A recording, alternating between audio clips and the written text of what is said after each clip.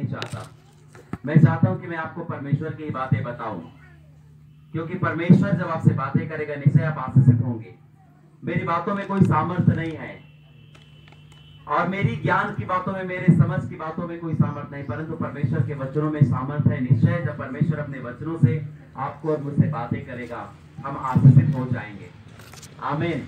तो हम यही आशा रखें कि परमेश्वर बातें करेगा और मैं परमेश्वर की बातों को सुनूंगा, क्योंकि जो परमेश्वर की बातों को सुनता है वह जीवित हो जाता है। Hallelujah, hallelujah. लाजर 4 दिनों से मर चुका था, उसने परमेश्वर की आवाज को सुना। मरा हुआ लाजर परमेश्वर के शब्द को सुनने के द्वारा जी उठा। आमीन, हालेलुया, हालेलुया। आज जो कोई आत्मिक रीति से मर चुके हैं, संसार में मर चुके हैं, वे सब परमेश्वर की आवाज को सुनकर एक दिन जी उठेंगे। हालेलुया। और आज जो आत्मिक दशा में मरे हुए वे भी यीशु की आवाज को सुनकर जी उठेंगे। आमीन, आमीन। तो मैं धन्यवाद करता हूं परमेश्वर का। आइए हम छोटी सी प्रार्थना करेंगे, आंखों को बंद करेंगे। स्वर्ग में विराजमान जीवित परमेश्वर पिता, मैं धन्यवाद करता हूं आपका, आपके प्रेम के लिए, और प्रभु यीशु के नाम से आपके पास आते हैं। हम धन्यवाद करते हैं प्रभु जी, इस समय को आपके हाथों में सौंपते हैं पिता। आपका वचन अति पवित्र है प्रभु जी, इस वचन को सुनने और समझने के लिए और इस पर चलने के लिए हमारी मदद कर। पवित्र आत्मा में पूरी रीति से अपने नियंत्रण में ले ले और अपनी इच्छा के अनुसार हमसे बातें कर और हमारे हृदय को तैयार कर कि आपका वचन हमारे हृदय में बस जाए और 30 गुना, 60 गुना और 100 गुना फल लाने पाए। हम केवल सुनने वाले नहीं परंतु वचन पर चलने वाले बने। धन्यवाद करते हैं प्रभु, आगे के समय को आपके हाथों में सौंपते हैं। अपनी इच्छा के अनुसार बुद्धि और ज्ञान और समझ दे प्रभु। आपका धन्यवाद, सारी बातों में आदर और महिमा आपको मिले।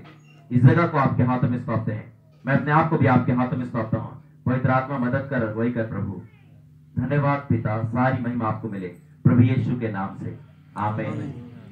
Hallelujah, hallelujah. सारी आदर और महिमा परमेश्वर को मिले, जो आप लोगों ने हमारे लिए परमेश्वर के दास दासी करके, परमेश्वर के बेटे बेटियां करके जो आपने प्रेम दिखाया, जो मेहमान नवाजी किया है, जो सम्मान दिया, जो स्वागत किया है, सारी ये आदर और महिमा मैं परमेश्वर को देता हूं, क्योंकि वही योग्य है। हालेलुया। हालेलुया। हम तो आपके समान एक साधारण मनुष्य, आपके भाइयों में से हैं प्रियो, और इसलिए मैं सारी महिमा परमेश्वर को देता हूं। मैं चाहता हूं कि हम कुछ बातों को आज परमेश्वर के वचनों में से देखेंगे। मेरे साथ में निकालिए हगै भविष्यद्वक्ता की पुस्तक, और इन वचनों को मैं कुछ जगहों में प्रचार कर चुका हूं, परंतु जब मैं सोच रहा था कि प्रभु इस जगह पर आज लुड़े की कलीसिया में कौन से वचनों को प्रचार करूं, तो परमेश्वर इन बातों को मेरे मन में डाला। एक बार मेरे मन में तो आया कि इन वचनों को मैं प्रचार कर चुका हूं, लेकिन मैं बताना चाह रहा हूं इस कलीसिया में परमेश्वर इन वचनों को फिर से चाहते हैं कि मैं आप लोग के बीच में रखूं, और निश्चय आप और मैं परमेश्वर के वचन को सुन करके आशीषित होंगे।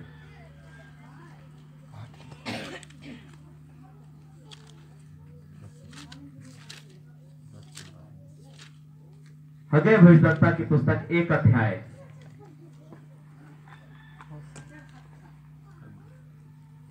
और उसका 1 वचन से पढ़ेंगे।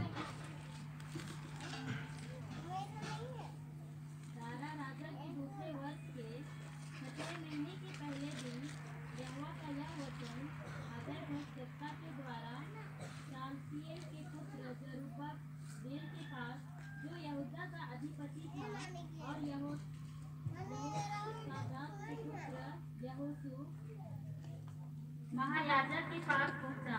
सेनाओं का यहोवा यूं कहता है, ये लोग कहते हैं कि यहोवा का भवन बनाने का समय नहीं आया है।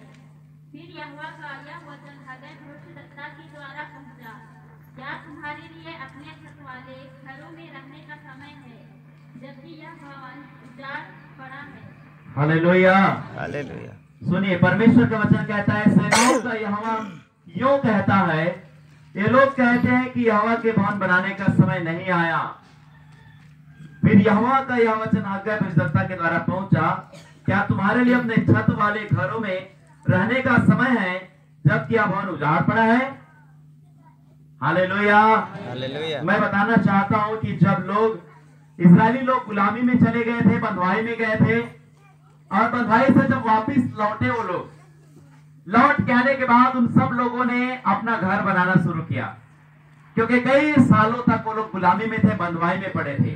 तो जब वापिस आए अपने देश में, अपने नगरों में, तो देखा कि ये तो खंडहर के समान हो गया है। या तो वो लोग अपने घर को बनाने लगे, दीवार को बनाने लगे, हाथा बनाने लगे, बाड़ी बनाने लगे, खेत तैयार करने लगे, पेड़ पौधे लगाने, और ऐसे करके वो लोग अपने घर को तैयार करने लगे, अपने रहने के लिए, बसने के लिए।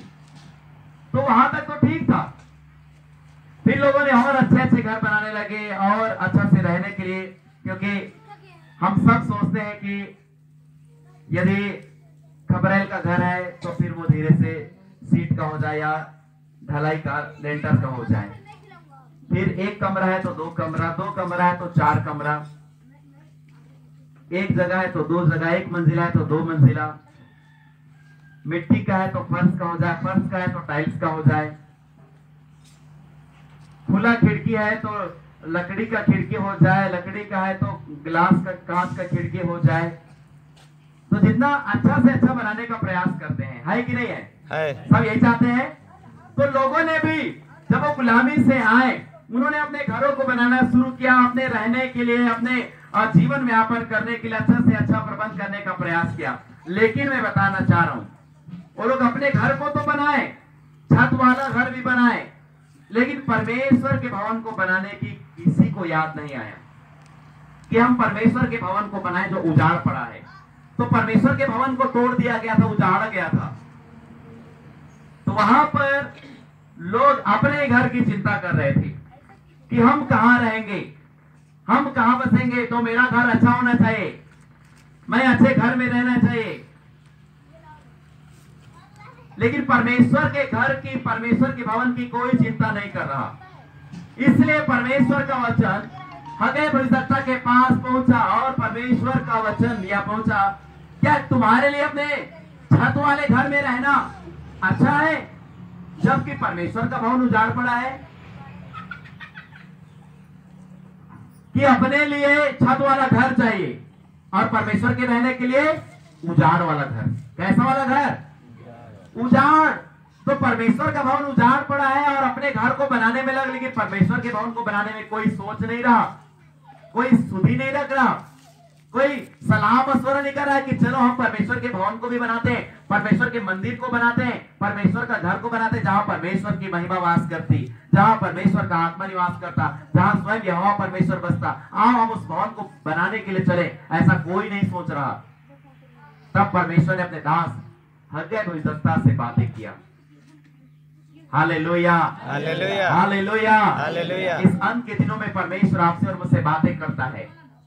क्या तुम्हारे लिए अपने छत वाले घर में रहना, अच्छे अच्छे घरों में रहना अच्छा है, जबकि परमेश्वर का भवन उजाड़ पड़ा है? परमेश्वर चाहता है कि सबसे पहले परमेश्वर का भवन बने। क्या बने? परमेश्वर का भवन। परमेश्वर का भवन। जब हम परमेश्वर के भवन को बनाने में ध्यान देंगे, निश्चय वो हमारे घरों को बनाएगा। आमीन, आमीन, हालेलुया, हालेलुया। मेरे प्रियो, यहाँ पर जो परमेश्वर बातें करता है, इस बात को हमें समझने की आवश्यकता है और जानने की आवश्यकता है। हालेलुया। हालेलुया। इसलिए परमेश्वर का वचन कहता है कि अपने अपने चाल चलन पर ध्यान करो। सात वचन पढ़ी तो 5 वचन पढ़ी जरा, क्या लिखा है? इसलिए अब सेनाओं का यहोवा यूं कहता है, हाँ, अपनी अपनी चाल चलन पर ध्यान करो। तुमने बहुत बोया परंतु थोड़ा काटा, तुम खाते हो परंतु पेट नहीं भरता, तुम पीते हो परंतु प्यास नहीं बुझती, कपड़े पहनते हो परंतु गरमाते नहीं। और जो मजदूरी कमाता है वह अपनी मजदूरी की कमाई को खेत वाली थैली में रखता है। हाँ, और पढ़ते जाइए। सेनाओं का यहोवा तुमसे यूं कहता है, अपने अपने चाल चलन पर सोचो, पहाड़ पर चढ़ जाओ और लकड़ी ले आओ और इस भवन को बनाओ, और मैं उसको देखकर प्रसन्न होऊंगा और मेरी महिमा होगी। यहोवा का यही वचन है। तुमने बहुत उपज की आशा रखी, परंतु देखो थोड़ी ही है, और जब तुम उसे घर ले आए तब मैंने उसको उड़ा सेनाओं के यहोवा की यह वाणी है, ऐसा क्यों हुआ? क्या इसलिए नहीं कि मेरा भवन उजाड़ पड़ा है और तुमने से प्रत्येक अपने अपने घर को दौड़ा चला जाता है? इस कारण आकाश से ओस गिरना और पृथ्वी से अन्न उपजना दोनों बंद हैं। मेरी आज्ञा से पृथ्वी और पहाड़ों पर और अन्न और नए दस मधु पर और ताजे तेल पर और जो कुछ भूमि से उपजता है उस पर और जो कुछ और मनुष्य और घरेलू पशुओं पर और उनके परिश्रम की सारी कमाई पर भी अकाल पड़ा है। हालेलुया। हालेलुया। परमेश्वर स्पष्ट रीति से बातें करता है। परमेश्वर ने कह दिया कि देखो अपने अपने चाल चलन पर ध्यान करो कि कैसी चाल चलते हो, कैसे विचार रखते हो, कैसे जीवन जीते हो। क्योंकि इसलिए सेनाओं के यहोवा कहते हैं अपने अपने चाल चलन पर ध्यान करो। तुमने बहुत बोया पर थोड़ा काटा, बहुत इसलिए बोया कि हम ज्यादा पाएंगे। 1 एकड़ में धान लगाने से उतना ही तो मिलेगा, तो हम 1 एकड़ नहीं 5 एकड़ में लगाएंगे ताकि ज्यादा फसल मिलेगा। तो बहुत तो बोया लेकिन थोड़ा काटा, थोड़ा मिला।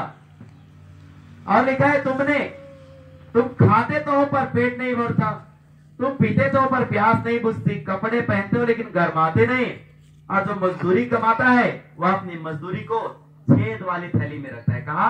छेद वाली। डालते तो है लेकिन वो गिर जाता है, इकट्ठा नहीं होता। छेद वाली थैली यही है कि आप जमा तो करो लेकिन जमा करोगे और वो क्या हो जाएगा? गिर जाएगा। वो इकट्ठा नहीं होता, बचता नहीं है, रुकता नहीं है, ठहरता नहीं है। खा रहे हैं लेकिन संतुष्टि नहीं है, पी रहे हैं लेकिन तृप्ति नहीं है, कपड़े पहने लेकिन गर्माहट नहीं है, वो आशीष नहीं। क्यों कहता है परमेश्वर? परमेश्वर कहता है क्या यह इसलिए नहीं क्योंकि मेरा भवन उजाड़ पड़ा है। लोग जो है अभी अच्छा से अच्छा मेहनत करने का प्रयास करें, अच्छा से अच्छा काम करने का प्रयास करें और धन बटोरने का प्रयास करें, ज्यादा से ज्यादा फसल पाने का प्रयास करें, बहुत ही परिश्रम करें, ज्यादा मेहनत कर रहे हैं। जहां थोड़ा चाहिए वहां ज्यादा मेहनत कर रहे हैं, ज्यादा इकट्ठा कर रहे हैं, लेकिन ज्यादा खा रहे, ज्यादा पी रहे, लेकिन आशीष चली गई है। क्या चला गया है? आशीष चला गया है। और आशीष चला गया इस वजह से खाने से भी पेट नहीं भरता और पी रहे प्यास लेकिन बुझ नहीं रहा प्यास, कपड़े पहने लेकिन गर्माहट नहीं है क्योंकि वो आशीष नहीं है, और पैसे इकट्ठे कर रहे हैं, धन संपत्ति इकट्ठे कर रहे हैं लेकिन छेद वाली थैली है, इकट्ठा हो ही नहीं रहा है। बीमारी उड़ा के ले जा रहा है, कर्ज उड़ा के ले जा रहा है, कोई और उड़ा कर ले जा रहा है, शैतान उड़ा कर ले जा रहा है, इकट्ठा नहीं हो पा रहा। क्यों? यह इसलिए क्योंकि परमेश्वर का भवन उजाड़ पड़ा है। जब लोग परमेश्वर के भवन के विषय में चिंता नहीं करते, केवल अपने बारे में चिंता करते हैं, निश्चय बिल्कुल वो आशीष नहीं होते। आप इस बात को जान जाइए। जब लोग केवल अपने बारे में सोचते हैं और परमेश्वर के बारे में विचार नहीं रखते, वे आशीषित नहीं हो सकते। आप यदि आप सोचेंगे कि मैं ज्यादा मेहनत करूंगा, मैं ज्यादा पढ़ाई करूंगा, मैं ज्यादा बोऊंगा, मैं ज्यादा खाऊंगा, आप सोचेंगे कि आप आशीषित होंगे? बिल्कुल नहीं। सच्ची आशीष स्वर्ग से मिलती है। Hallelujah, hallelujah. भरपूरी की आशीष स्वर्ग से मिलती है, परमेश्वर ही दे सकता है। इसलिए परमेश्वर कहता है कि पहाड़ों पे चढ़ जाओ और लकड़ी काट कर ले आओ और मेरे भवन को बनाओ, तो मैं उसे देख करके क्या होऊंगा? प्रसन्न होऊंगा। Hallelujah, hallelujah, hallelujah. आपका घर उजाड़ पड़ा रहे, अभी देखिए कितना सुंदर दिखाई दे रहा है। ये घर है कि भवन है? हाँ, हालेलुया।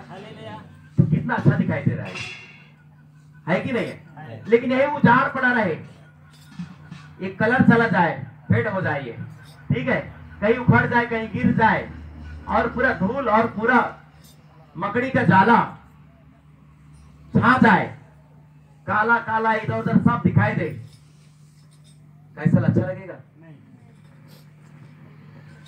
तब नार कलीसिया से विश्वासी लोग, प्रभु के दास दासी लोग, सेवक से का लोग आ रहे बोल के बहुत अच्छा तैयार किए हैं। हालेलुया, परमेश्वर आशीष दे आप लोगों को। जब हम मनुष्यों के लिए ये करते हैं तो तो परमेश्वर के भवन के लिए हमें कितना कुछ करने की आवश्यकता है, कितना कुछ हमें परमेश्वर के बारे में सोचने की आवश्यकता है। तो आप कहोगे भैया हम परमेश्वर के समय क्या सोच सकते हैं? परमेश्वर को हमारे विषय में सोचना चाहिए। हालेलुया। परमेश्वर हमारे विषय में सोचता है, सोच लिया है, योजनाओं को बना लिया, इसीलिए तो अपने इकलौते बेटे को जगत में भेजा ताकि आपके और मेरे पाप के लिए बलिदान हो। हालेलुया। हालेलुया। उसने जगत की उत्पत्ति से पहले आपको और मुझे चुन लिया। सोचो परमेश्वर कितना पहले सोचता है। जब धरती बनाया नहीं गया था, जब जगत बनाया नहीं गया था, तब से परमेश्वर ने आपके और मेरे बारे में सोच लिया। वो तब से आपके और मेरे नाम को जानता है। हालेलुया। हालेलुया। तो आपसे और मुझसे कई गुना ज्यादा परमेश्वर सोचता है। लेकिन जब इतना कुछ परमेश्वर आपके और मेरे लिए सोचता है, हमें भी चाहिए कि हम भी कुछ तो परमेश्वर के लिए सोचें। जब इतना कुछ परमेश्वर ने आपके और मेरे लिए किया, हमारे लिए धरती बनाया, हमारे लिए पहाड़ पर्वत नदी नाला बनाया, सूर्य चंद्रमा बनाया, हमारे लिए स्वर्ग को बनाया, अनंत काल का जीवन हमें दिया है। हालेलुया। हालेलुया। अपने इकलौते पुत्र को भेजा, हमारे लिए क्या कुछ नहीं किया परमेश्वर ने। तो हमें भी तो चाहिए कि हम भी परमेश्वर के लिए कुछ थोड़ा बहुत करें। हालेलुया। परमेश्वर हमसे बहुत ज्यादा प्रेम करता है, तो क्या हमसे थोड़ा प्रेम नहीं कर सकते? हालेलुया। इसीलिए परमेश्वर कहता है कि देखो पहाड़ों पर चढ़े जाओ और मेरा भवन बनाओ, जिससे मैं देख करके प्रसन्न होऊंगा। परमेश्वर चाहता है कि उसका भवन बनता है, परमेश्वर प्रसन्न होता है। जैसे आपके घर बनने से आप भी प्रसन्न होते हो कि मेरा घर बन गया है, यहाँ पर मेहमान लोग आएंगे, प्रभु के दास लोग आएंगे, प्रभु के दासी लोग आएंगे, बहुत अच्छा बना है। तो आएंगे, वो लोग भी खुश होंगे, मैं भी खुश हो जाऊंगा। कई लोग बोलते हैं कि भैया हम लोग प्रार्थना में तो बुलाना तो चाहते हैं, पर घर थोड़ा अच्छा नहीं है, थोड़ा सफाई नहीं किए हैं, थोड़ा बना नहीं, थोड़ा सा रुक जाइए। कई लोग मुझे बोल चुके हैं, आप लोगों को भी को भी किसी किसी ने बोला होगा थोड़ा तैयारी करने दीजिए, थोड़ा अच्छा नहीं है घर, अभी थोड़ा जगह तैयार करने दीजिए। हालेलुया। तो हम अपने जगह को बनाने के लिए, अपने घरों को बनाने के लिए कितना प्रयास करते, कितनी आशा रखते हैं। परमेश्वर के भवन को बनाना है। यहाँ पर लिखा है इसलिए तुम बहुत उपज की आशा रखे पर थोड़ा पाए। तुम घर और उसे घर में भी लाए उपज को, पर परमेश्वर कहता है मैंने उसे उड़ा दिया, वो ठहरा नहीं। और देखो इसलिए सेनाओं के यहोवा की यह वाणी है। ऐसा क्यों हुआ? आशीष चली गई, धन चला गया, भूख मिटता नहीं, प्यास मिटता नहीं। क्यों हुआ ये सारी बातें? जीवन में आशीषें कहां क्यों चली गई? यह इसलिए हुआ है क्योंकि मेरा भवन उजाड़ पड़ा है। क्या पड़ा है? उजाड़ पड़ा है। परमेश्वर का भवन उजाड़ पड़ा है और परमेश्वर कहता है कि मेरा भवन उजाड़ पड़ा है। और सब कोई अपने घर को दौड़ा चढ़ा जाता है कि मैं मेरे घर जाऊंगा, मेरा घर को अच्छा बना लिया मैंने, अब मैं गर्मी के दिन में अच्छा से ठंडा ठंडा में रहूंगा और ठंड के दिन में अच्छा गरम गरम में रहूंगा, मेरा घर मस्त है। लेकिन परमेश्वर के घर के विषय में कोई सोच नहीं रहा, परमेश्वर के भवन के विषय में कोई सोच नहीं रहा। इसलिए परमेश्वर कहता है आकाश से ओस गिरना और पृथ्वी से अन्न उपजना बंद है मेरी आज्ञा से। पहाड़ों पर और नए दाख मधु पर और ताजे तेल पर और भूमि में जो कुछ उपजता है और मनुष्यों के घरेलू पशुओं पर और परिश्रम की सारी कमाई पर अकाल पड़ा है। क्या पड़ा है? अकाल। जब तक परमेश्वर का भवन ना बने अकाल पड़ी रहती है। हालेलुया। जब तक परमेश्वर का भवन ना बने अकाल पड़ा रहता है। जब परमेश्वर का भवन बनता है निश्चय वहां परमेश्वर आशीषों को लेकर के आता है। हालेलुया। मेरे साथ में निकालिए आप लोग कुरिन्थियों के पत्री, पहला कुरिन्थियों 3 अध्याय और 16 और 17 पढ़िए। पहला कुरिन्थियों 3 का 16-17।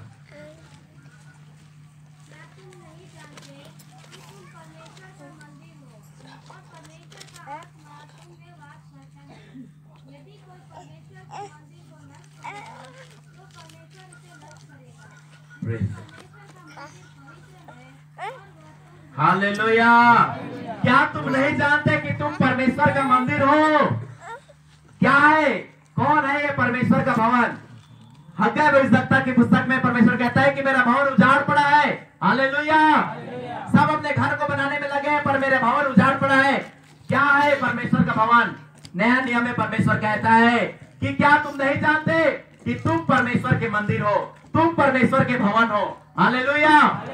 ये घर की बात नहीं हो रहा, ये मकान की बात नहीं हो रहा, चर्च बिल्डिंग की बात नहीं हो रहा। परमेश्वर आपकी और मेरी बातें करता है। हालेलुया। कितनों को समझ में आ रहा है? ओ प्रेज गॉड, स्तुति हो। परमेश्वर आपके विषय में कहता है, परमेश्वर मेरे विषय में कहता है। परमेश्वर बिल्डिंग के बारे में नहीं, ये जो ईंट पत्थर के बने इसके बारे से बात नहीं करता। परमेश्वर आपके और मेरे से बारे से बात करता है। उसने पुराना नियम से लेकर नया नियम तक उस बातों को बताया है। नया पुराना नियम तो परछाई था, पर वास्तविक नया नियम है। जो पुराना भवन था वो परछाई था, वास्तविक नया नियम है जो आपका और मेरा शरीर, जो परमेश्वर का असली मंदिर है, वास्तविक है और जीवित है। हालेलुया। जीवित परमेश्वर निर्जीवों में वास नहीं करता, वो जीवित में वास करता है। और आप और मैं जीवित है। हालेलुया। जो यीशु मसीह पर विश्वास करता है वो जीवित है। हालेलुया। मैं बताना चाह रहा हूं, क्या तुम नहीं जानते कि तुम परमेश्वर के मंदिर हो और परमेश्वर का आत्मा तुम्हें बसता है? परमेश्वर आपके और मेरे बारे से कहता है, मेरे प्रियो, यदि कोई परमेश्वर के मंदिर को नष्ट करेगा तो परमेश्वर उसे नष्ट करेगा, क्योंकि परमेश्वर का मंदिर पवित्र है और वह शुद्ध हो। कहो, मैं परमेश्वर का मंदिर हूं। सब कोई मेरे साथ कहो, मैं परमेश्वर का मंदिर हूं, मैं परमेश्वर का भवन हूं। आमीन।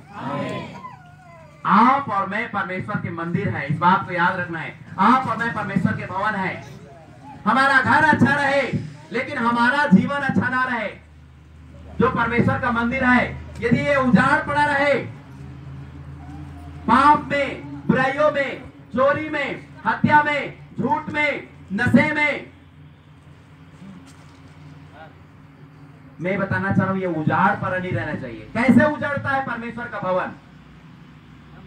यदि पापों में जीवन हो, नशा में जीवन हो, बुराइयों में जीवन हो, चोरी में जीवन हो, झूठ में जीवन हो, हत्या में जीवन हो, व्यभिचार में जीवन हो, लालच में जीवन हो, कपट में जीवन हो, उजड़ जाता है, उसकी खूबसूरती नहीं रहती।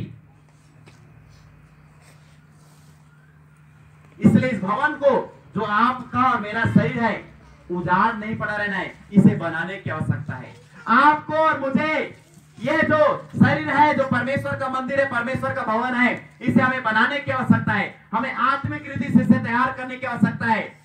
आओ हम इस परमेश्वर के भवन को बनाने के लिए मेहनत करें। आओ हम इसके लिए ध्यान करें। आओ हम इसके लिए विचार करें और सोचें कि आओ, इसलिए परमेश्वर का वचन कहता है अपने अपने चाल चलन पर ध्यान करो। क्यों?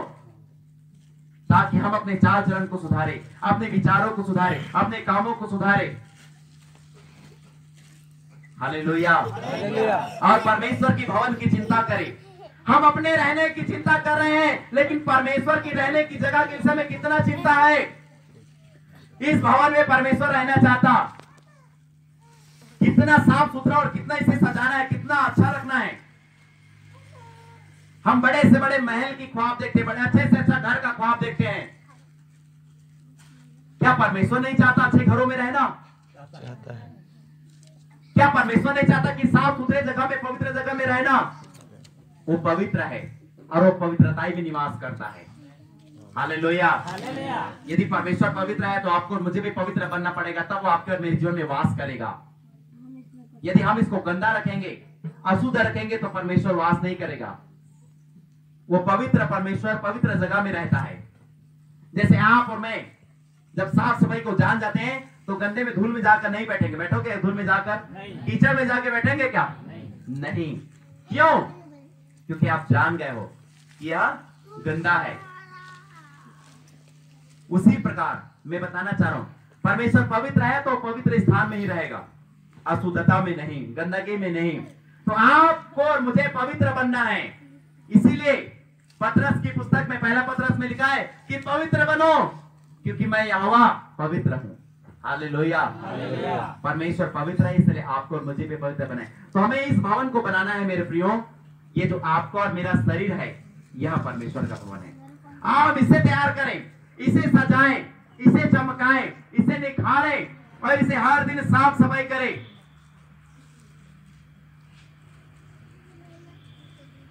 हर दिन झाड़ू लगता है कि नहीं लगता है इस घर में?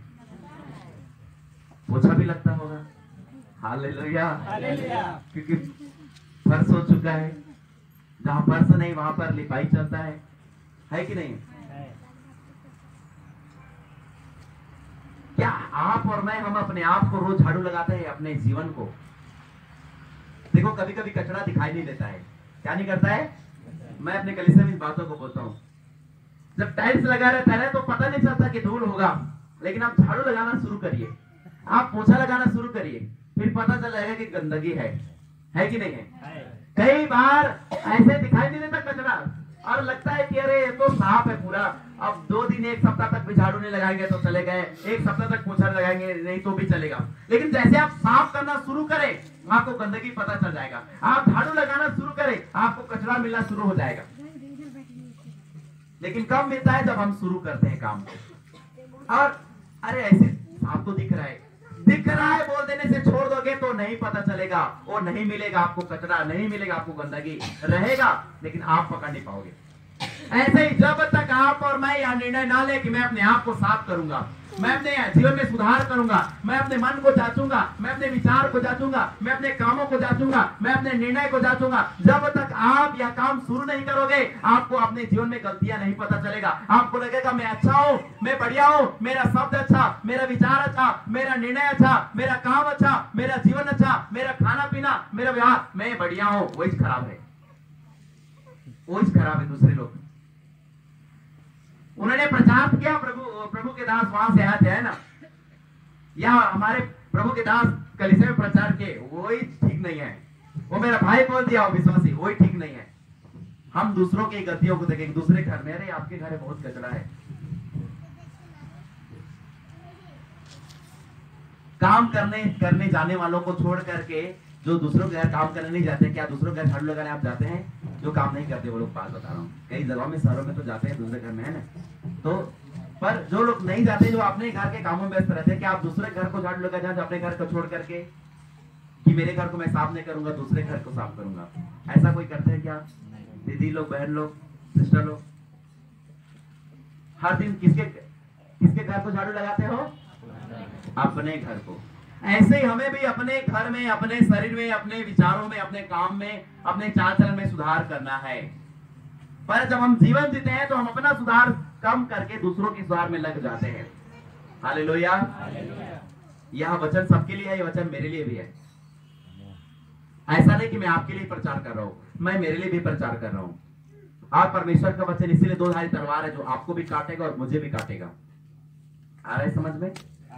अभी भी मुझसे बातें कर रहा है, आपसे बातें करे या ना करे, पर मुझसे बातें कर रहा है। मैं प्रचार कर रहा हूं, परमेश्वर का वचन मुझसे बात कर रहा है। हालेलुया। मैं आपके लिए इस वचन को लागू करूं या ना करूं, मैं इसको, ये मुझसे बातें कर रहा है अभी। हालेलुया। तो हमें अपने जीवन में सुधार करना है, अपने विचारों में, अपने चाल चलन में सुधार करना है, क्योंकि आप तो सुधर जाओगे, मैं ही नहीं सुधरा तो फिर गड़बड़ी है। आ रहे समझ में?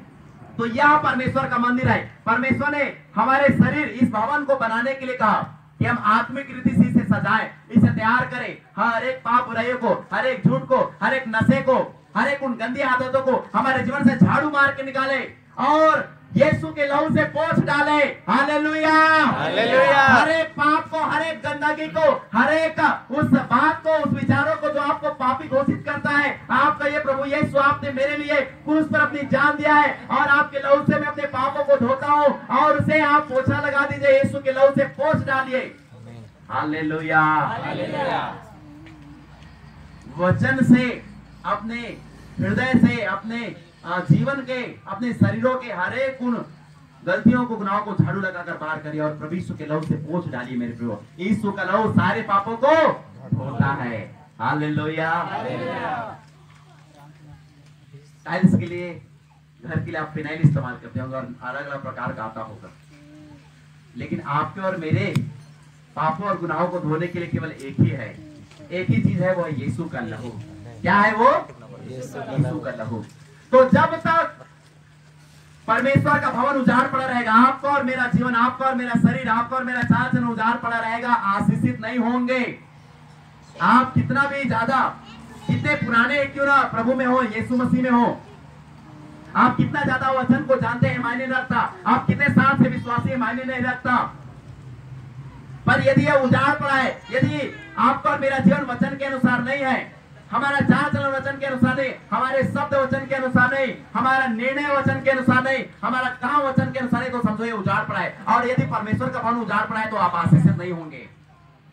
वो हर एक विश्वासी, वो हर एक प्रभु के दास, वो हर एक सेवक सेविका, वो हर एक प्रभु की प्रजा जिन्होंने अपने जीवन को, अपने चाल चलन को, अपने शरीरों को परमेश्वर के वचन नहीं बनाया, आशीषित नहीं होंगे, क्योंकि वह उजाड़ पड़ा है। जब लोग परमेश्वर के भवन को बनाना शुरू करते हैं, अपने आप को बनाना शुरू करते हैं, परमेश्वर के वचन में सजाना शुरू करते हैं, मजबूत करना शुरू करते हैं, नींव डालते हैं परमेश्वर के वचन से, अपने आदतों को बनाने के लिए, अपने स्वभाव को बनाने के लिए, अपने जीवन के उद्देश्य को परमेश्वर के वचन में स्थिर करते हैं, तो पक्की नींव बनती जाती है। और जब वे वचन के अनुसार चाल चलन चलते हैं, जीवन जीते हैं, वो घर बनता जाता है, आत्मिक घर बनते जाता है। Hallelujah, hallelujah. हम परमेश्वर के भवन, परमेश्वर के मंदिर बनते जाते हैं। और जब आप और मैं परमेश्वर का मंदिर और भवन बन करके तैयार होते हैं, तो परमेश्वर महिमा सहित आपके और मेरे जीवन में वास करता है। हालेलुया। और जब परमेश्वर वास करता है ना, आशीष आना शुरू हो जाता है। Hallelujah, hallelujah. धरती की में जितना कुछ दिखाई दे रहा है, ये क्या है? ये अस्थायी है। अस्थायी मतलब एक दिन सब समाप्त हो जाएगा, नष्ट हो जाएगा। जो कुछ दिखाई दे रहा है सब नष्ट हो जाएगा। लेकिन स्वर्ग की चीजें, स्वर्ग की आशीषें, स्वर्ग की वस्तुएं समाप्त नहीं होंगी। Hallelujah, hallelujah. क्यों पता है? क्योंकि वहां परमेश्वर निवास करता है। जहां परमेश्वर निवास करता है, वहां की आशीषें असीमित है, वहां की चीजें अस्थायी है। हालेलुया। यदि परमेश्वर आपके और मेरे जीवन में वास करे ना, इस भवन में वास करे, हमारे जीवन में जो भी आशीष है वो स्थायी हो जाएगी। उसे कोई छीन नहीं सकता, उसे कोई चुरा नहीं सकता। इसीलिए इन बातों को हम ध्यान दें। हम आशीष के पीछे नहीं भागे।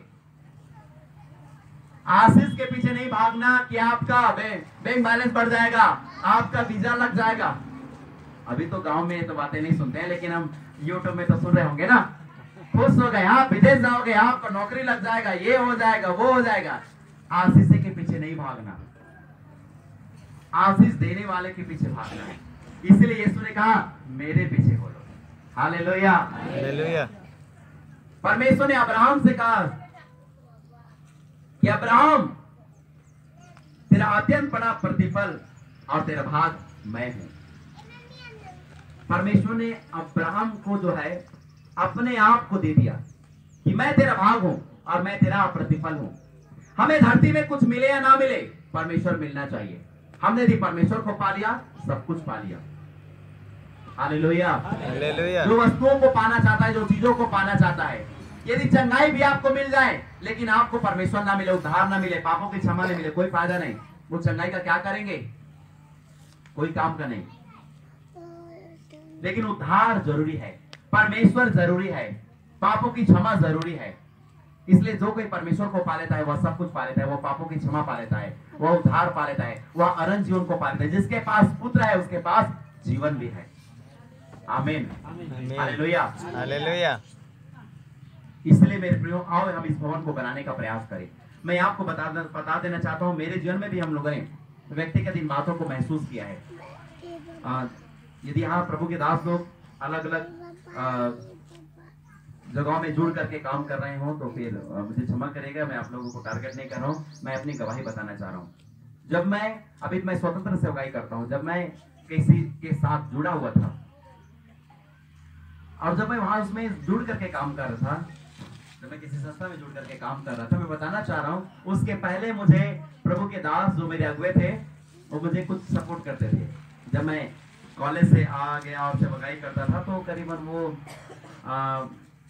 1000, 1500 ऐसे करके सपोर्ट करते थे। और आप यकीन मानिए कि वो जो 1000 और जो 1500 मुझे सपोर्ट करते थे, देते थे मुझे, मेरे अगुए जो है, वो मेरे पर्स में पड़ा रहता था। उसमें से कभी कभी कुछ खर्च होता, या 1000 बच जाता, या 500, वो बचा ही रहता था, खत्म नहीं होता था। और सारी जरूरतें पूरी जाती थी, मेरा आना जाना, मेरा खाना, और किसी को मदद करना, किसी को देना, सब पूरा हो जाता था। मेरा ही नहीं, और साथ में जो हमारे सहयोगी सेवक लोग थे, उन सब का भी। फिर ऐसा हुआ, हम लोग उसमें जुड़े। उन्हीं किसी लोगों ने कहा, प्रभु के दासों ने, कि आप इसमें करिए तो अच्छा रहेगा, क्योंकि बाद में आप शादी भी करेंगे तो ज्यादा खर्च पड़ेंगे, जरूरत पड़ेंगे, और वैसे भी कलीसिया से तो ज्यादा लोग दे नहीं रहे हैं। छत्तीसगढ़ में ज्यादा ऐसा चलता है, सुनने में आता है। हालेलुया। मैं पर मैं विश्वास करता हूँ कि वो सारी बातें जाती रही हैं और छत्तीसगढ़ वाले भी प्रभु के राज्य के लिए दे रहे हैं। हालेलुया। हालांकि मेरा वचन इस विषय में नहीं है, आप फटेंगे नहीं, ठीक है ना। तो मैं अपने गवाही बता रहा हूँ। फिर हम लोग उसमें जुड़ गए और उसमें जुड़ करके सेवा करने लगे। तो 1600 से हो गया वो 6000। कितना हो गया? 6000 हो गया। अब लेकिन उल्टा हो गया, वो जो 6000 मिलने लगा ना, उसमें से 1 रुपया नहीं बचता था। मैं आपको सच बता रहा हूँ, जो 6000 मिलता था उसमें से 1 रुपया नहीं बचता था। सब खत्म, महीना आने से पहले खत्म। हम लोग इंतजार करते रहते थे कब वो आएगा, कब वो आएगा तो मैं फलाना को इतना दूंगा, इसमें खर्चा करूंगा, इसका ये खरीदूंगा। ये मैं अपनी गवाही बता रहा हूँ। और हमारे साथ में जो 3-4 प्रभु के दास लोग, हम लोग एक साथ मिलकर के सेवा करते थे। सब लोग हम लोग चर्चा होते थे कि जो 1600 हम लोग को मिलता था, प्रभु के दास जो हमें देते थे, वो हमें कम नहीं पड़ता था, वो बचा रहता था, पूरा हो जाता था। अब उल्टा हमारे पास ज्यादा आ रहा है, लेकिन ज्यादा आने के बावजूद खत्म हो जा रहा है। वही छेद वाली थैली, कौन सा? छेद वाली थैली। ये क्या हो रहा है, कैसे हो रहा है? हम लोग देखते ज्यादा तो खर्च नहीं कर रहे, ज्यादा तो खा पी नहीं रहे, ज्यादा तो व्यर्थ बातों में तो पैसा तो नहीं उड़ा रहे, तो बिल्कुल नहीं, ऐसा है ही नहीं। तो फिर कैसे खत्म हो जा रहा है? फिर क्यों इकट्ठा नहीं हो रहा है? 1600 और 6000। 1600 बच जाता था लेकिन 6000 नहीं बच रहा। क्या हो गया? हम लोगों ने जान लिया कि जो परमेश्वर की आशीष थी वो चली गई। ऊपर का आशीष तो आया, मतलब उसमें जुड़े थे उसका आशीष आया, लेकिन परमेश्वर का आशीष रुक गया। क्यों? उसमें हमारा कुछ गलती था।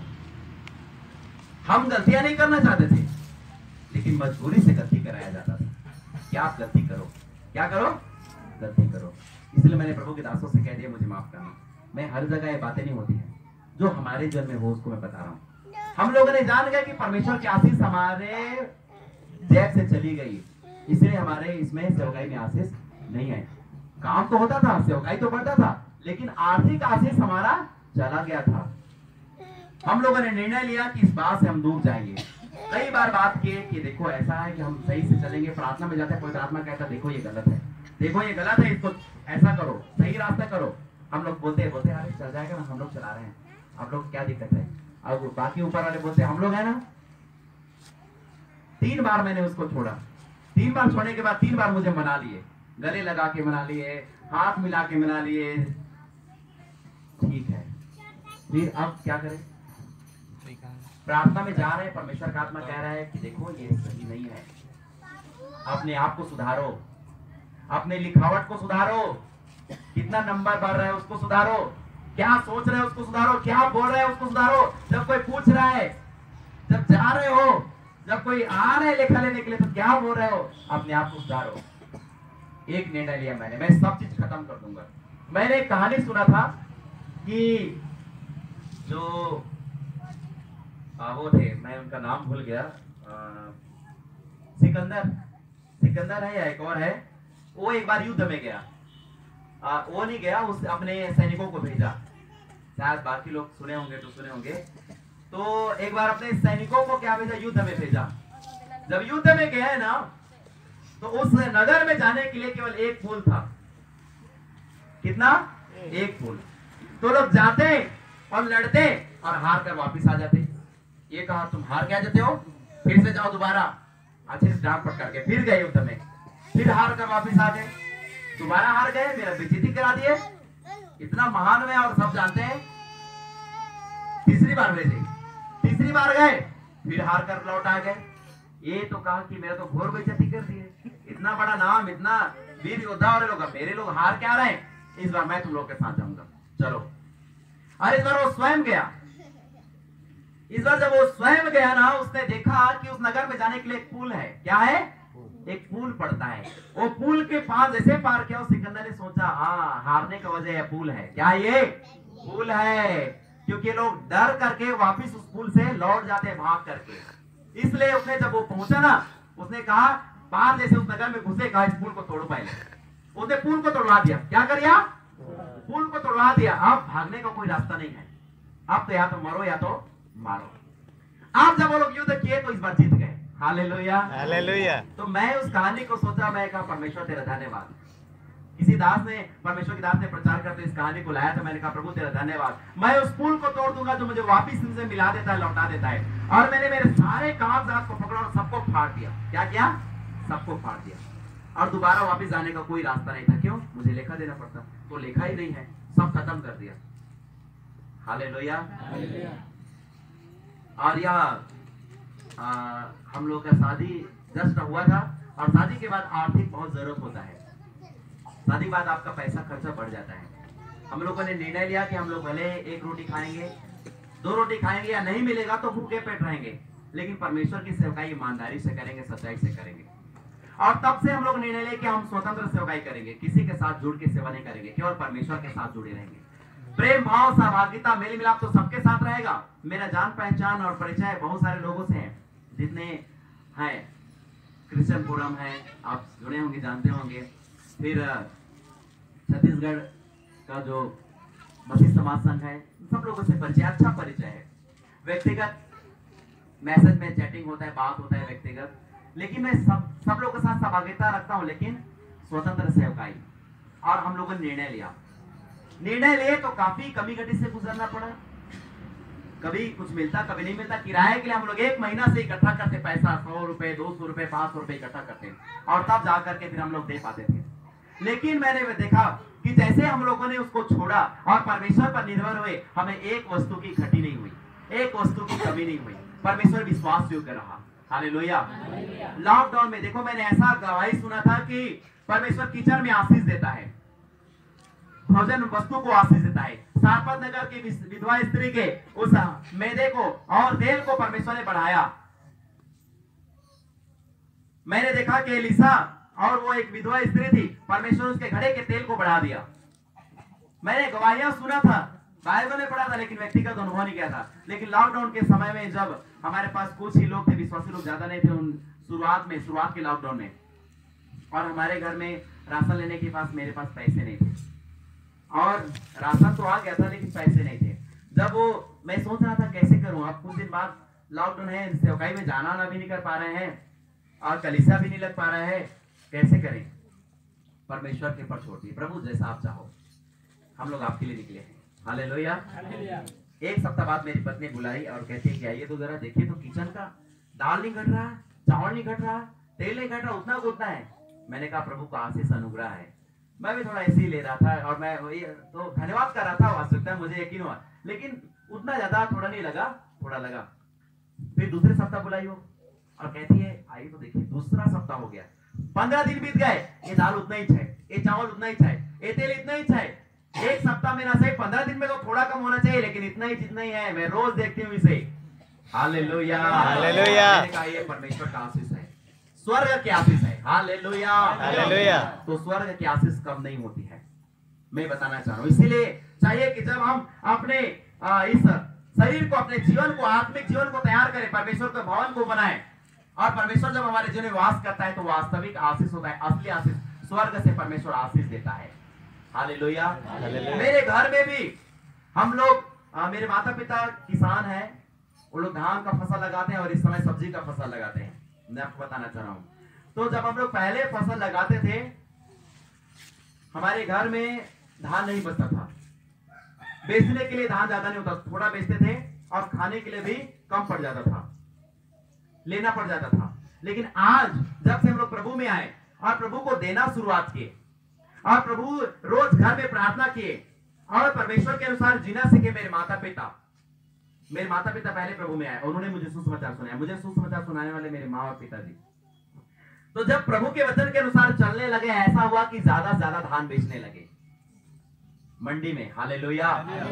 और जो खाने के लिए जो धान रखा रहता था ना, वो 15 बोरा, 20 बोरा, 25 बोरा हर साल बचता है, हर साल बच जाता है।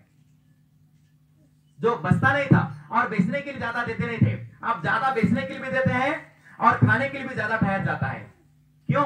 क्योंकि यह परमेश्वर की आशीष है, स्वर्ग की आशीष है। हालेलुया।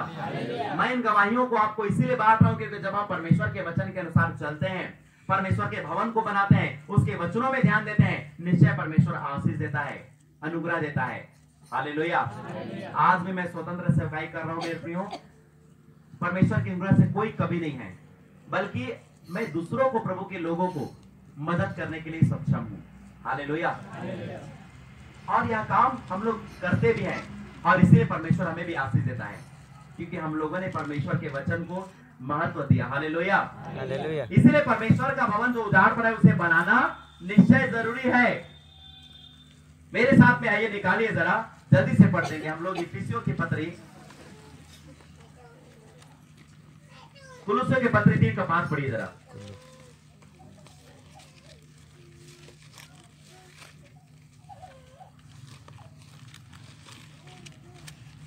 कुलुस्सियों की पत्री 3:5 पढ़िए। इसलिए अपने उन अंगों को मार डालो जो पृथ्वी पर है, अर्थात व्यभिचार, अशुद्धता, दुष्कामना, बुरी लालसा और लोभ को जो मूर्ति पूजा के बराबर है। हालेलुया। हालेलुया। इसलिए अपने उन अंगों को मार डालो, हाँ, जो पृथ्वी पर है, अर्थात व्यभिचार, अशुद्धता, दुष्कामना, बुरी लालसा, लोभ, जो सब मूर्ति पूजा के बराबर है, क्योंकि इन्हीं के कारण परमेश्वर का प्रकोप आज्ञा ना मानने वालों पर पड़ता है। तो हमें उन अंगों को मार डालना, अर्थात उन स्वभाव को, उन चाल चलन को जो पृथ्वी पर है, अर्थात व्यभिचार के, झूठ बोलना, चोरी करना, अशुद्धता के काम, बुरी लालसा, लालच, लोभ, ये सब जो मूर्ति पूजा के बराबर है, इन सबको क्या करना है? मार डालना है, क्योंकि हमारा परमेश्वर जीवित है। हालेलुया। इस शरीर को बनाना है परमेश्वर के भवन, जो यह हमारा शरीर परमेश्वर का भवन है। तो इसमें ना तो चोरी हो, ना तो झूठ हो, ना नशा हो, ना लालच हो। हमें उन चीजों को खत्म कर देना है अपने जीवनों से। इसीलिए परमेश्वर ने कहा अपने अपने चाल चलन पर ध्यान करो। मेरे साथ निकालिए लूका रचित सुसमाचार की पुस्तक 19, लूका 19:45 से पढ़िए जरा, क्या लिखा है? जल्दी से पढ़ेंगे कोई? तब वह मंदिर में जाकर देखने वालों को बाहर निकालने लगा और उनसे कहा, लिखा है मेरा घर प्रार्थना का घर होगा, परंतु तुमने उसे डाकुओं की खोह बना दिया है। वह प्रतिदिन मंदिर में उपदेश करता था। हालेलुया। देखो, यीशु मसीह मंदिर में जा करके बेचने वालों को बाहर निकालने लगा और कहा, लिखा है कि मेरा घर प्रार्थना का घर होगा, परंतु तुमने इसे डाकुओं की खोह बना दिया है। हालेलुया।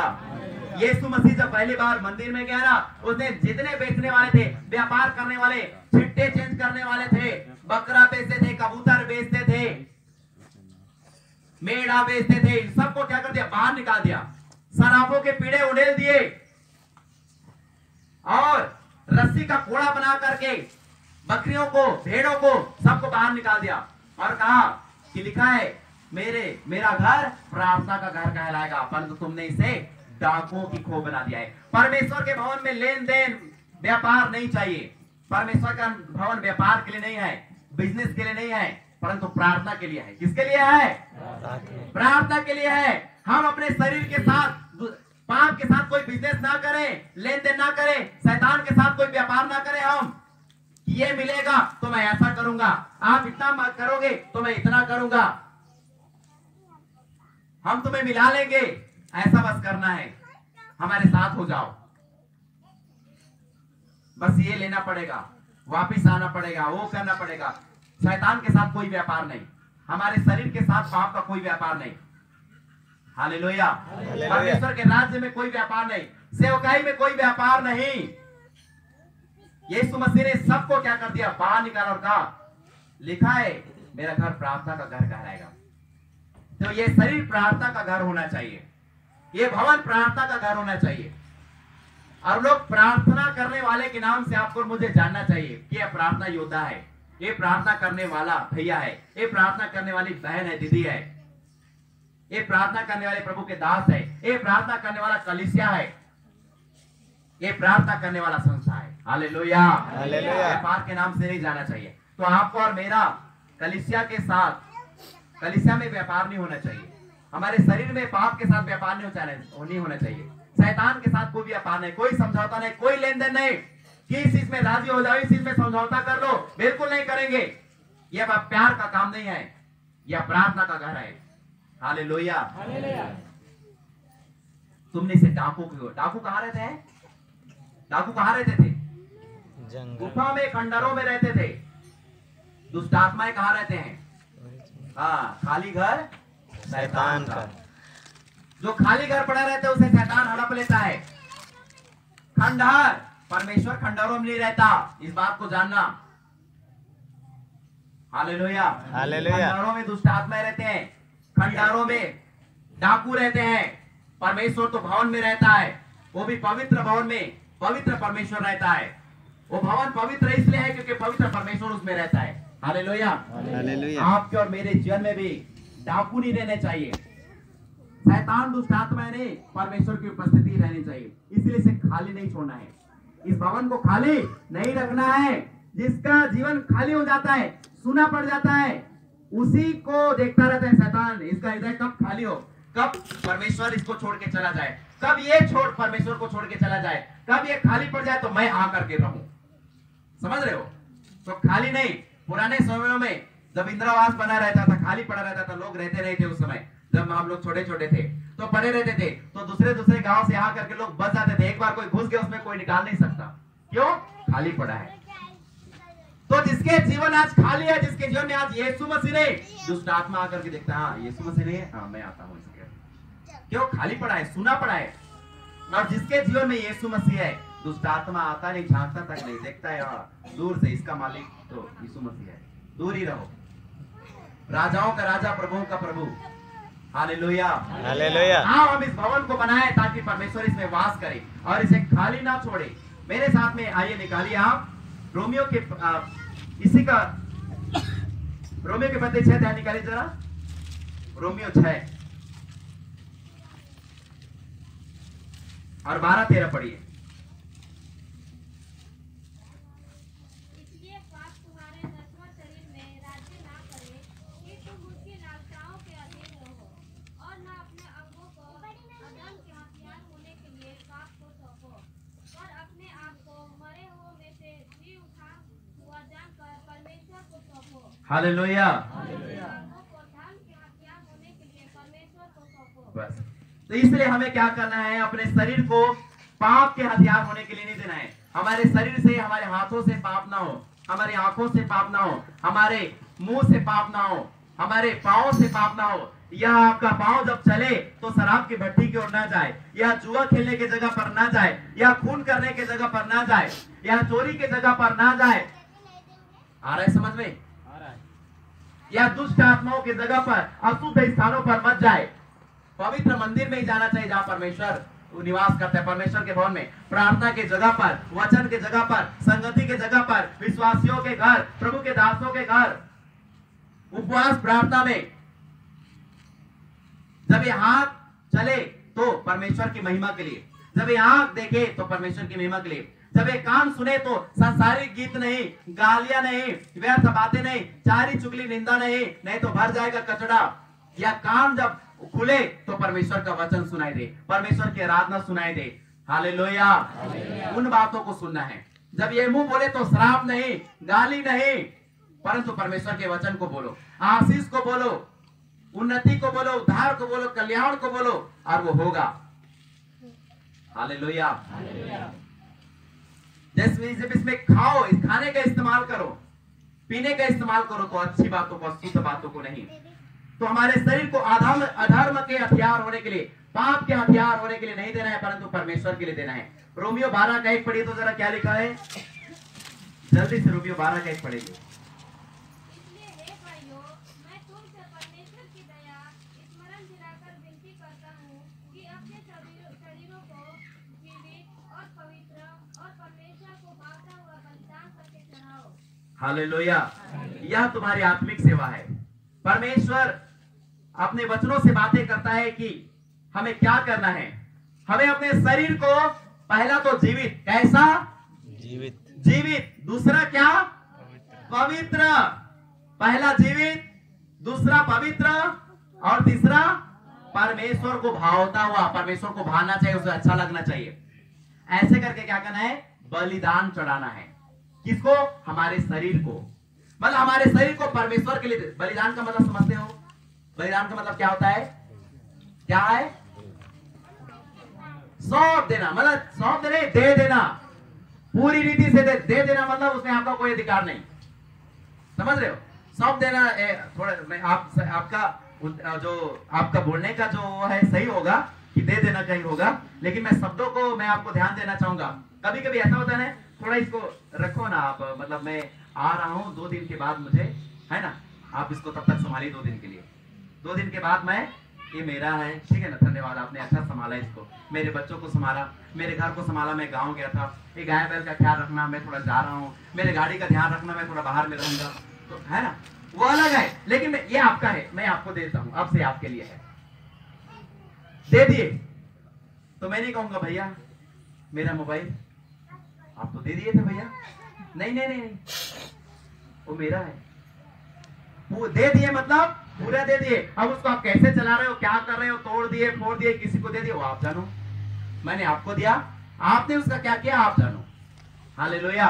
वैसे ही हमारे शरीर को परमेश्वर को हमें देना है, बलिदान चढ़ाना मतलब दे देना पूरा पूरा का पूरा। तो पहला क्या, जीवित। जीवित का मतलब समझते हैं मरा हुआ नहीं, परंतु आत्मा में जीवित होना चाहिए। क्या होना चाहिए? आत्मा में जीवित, अर्थात उद्धार प्राप्त करना है, परमेश्वर के आत्मा को प्राप्त करना है, परमेश्वर के साथ रिश्ता जुड़ना है, पाप का क्षमा होना है। जिसके पाप का क्षमा नहीं वो आत्मिक रीति से जीवित नहीं है, ये बात याद रखना। आत्मिक रीति से जीना वही जिसके पाप का क्षमा हो गया, जिसने उद्धार पाया है, जिसने परमेश्वर का आत्मा पाया है, क्योंकि परमेश्वर का आत्मा ही हमें जिलाता है। हालेलुया। कितनों को समझ में आ रहा है?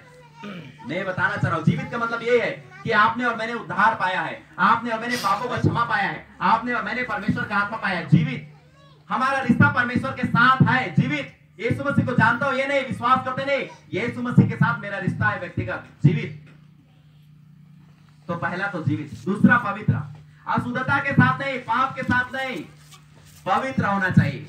पवित्रता के साथ हमारे शरीर को परमेश्वर को बलिदान चढ़ाना है। तीसरा है परमेश्वर को भावता हुआ, परमेश्वर को पसंद आना चाहिए। तो परमेश्वर को कैसे पसंद आएगा? आपको कैसे पसंद आता है? मान ले जाए इसको आप बजाएंगे, भैया आप बजाते रहे थे क्या, है ना, सिस्टर बजाएंगे या फिर कोई और भाई बजाएंगे, है ना, जिनको नहीं आता, अब उनको ये जो जिनको आता है वो कैसे लगेगा? थोड़ा सा ना जम नहीं रहा है। हालेलुया, थोड़ा सा जम नहीं रहा है। तो आप इनके, मैं गा रहा हूं मान ले जाए तो मेरे गाने के हिसाब से आप बजाइए, तो मुझे भी क्या लगेगा?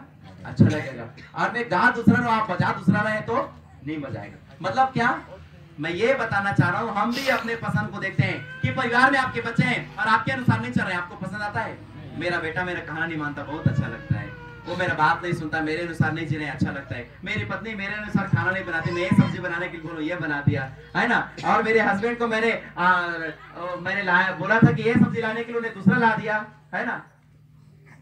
आपको अच्छा लगता है जब आपके मुताबिक बातें नहीं होती? परमेश्वर को भी उसके अनुसार होना चाहिए।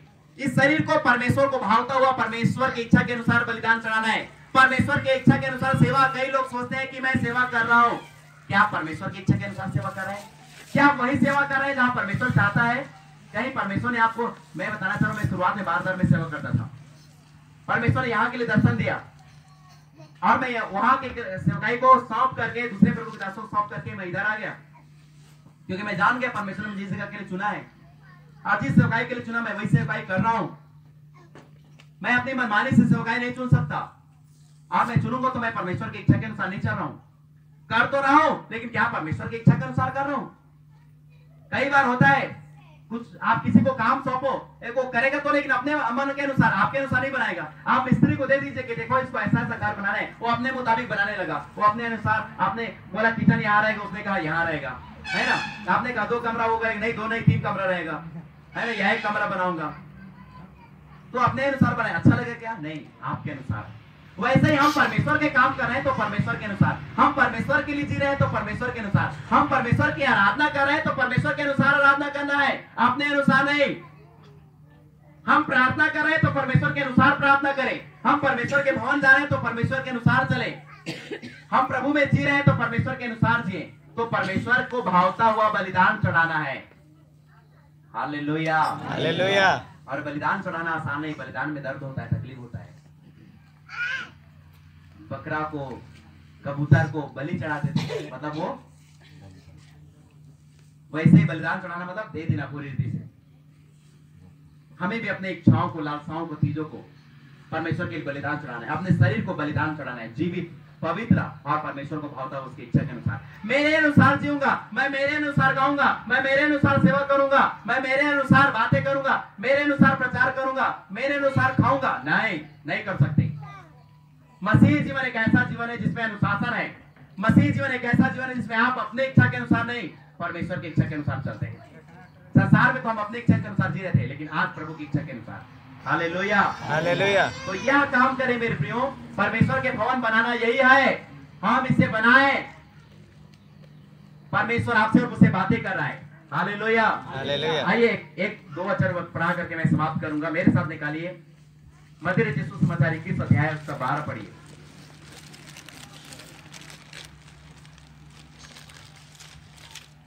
मत्ती 21 का 12 से। यीशु ने परमेश्वर के मंदिर में जाकर उन सबको जो मंदिर में लेन-देन कर रहे थे निकाल दिया और शराबों के पीढ़े और कबूतर बेचने वालों की चौकियां उलट दिया। हाँ, और उनसे कहा, लिखा है, मेरा घर प्रार्थना का घर कहलाएगा। हाँ, और तो तुमने उसे डाकुओं की को बनाते हो। मरकुस 11 का 15 से पढ़िए।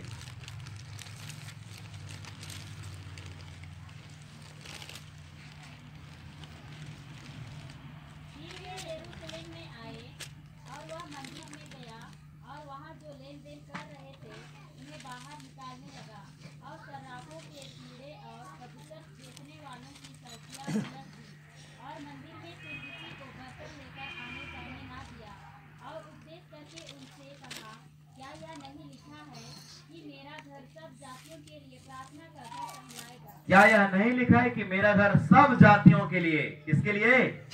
सब जातियों के लिए प्रार्थना का घर कहलाएगा। Hallelujah, hallelujah. मैं बताना चाह रहा हूं मेरे प्रियो, परमेश्वर का भवन उजाड़ पड़ा नहीं रहना चाहिए। यदि किसी का जीवन में ऐसे उजाड़ की अवस्था है, मैं आप सबसे तो नहीं कह रहा, आप अपने आप को जांचेंगे, मैं आपको नहीं जानता हूं। आपके व्यक्तिगत जीवन आप जानते हैं, आपका आत्मिक जीवन आप जानते हैं, आपका रिश्ता परमेश्वर के साथ आप जानते हैं, पर मैं उन बातों को बोल रहा हूं। यदि किसी का जीवन ऐसे उजाड़ पड़ा है, परमेश्वर का भवन, आपका जीवन, आपका चाल चलन स्वभाव ये तो उजाड़ पड़ा है।